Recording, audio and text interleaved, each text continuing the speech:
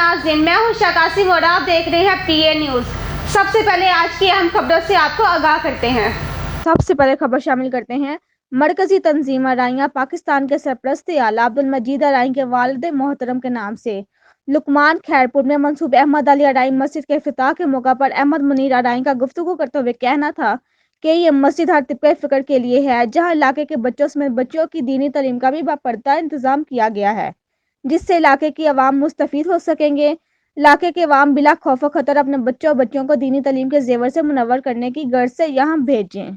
अहमद अली अराई मस्जिद का आज इफ्तिताह हुआ है। ये मस्जिद मेरे दादा के नाम पे बनी गई है। ये मस्जिद लुकमान और खैरपुर के लोगों के लिए बनाई गई है। इसमें कोई फ़िरक़ावारियत, कोई उसका हिसाब नहीं है। कोई भी मुसलमान आ सकता है और इधर नमाज़ पढ़ सकता है।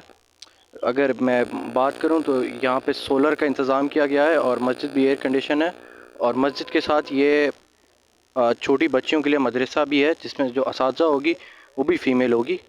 तो मेरी गुजारिश है खैरपुर और लुकमान के लोगों से कि अपनी बच्चियों को इधर दीनी और दुनियावी तालीम के लिए भेजें, और इंशाअल्लाह अल्लाह हमें और खैरपुर के लोगों को और तौफीक दे ऐसे काम करने की।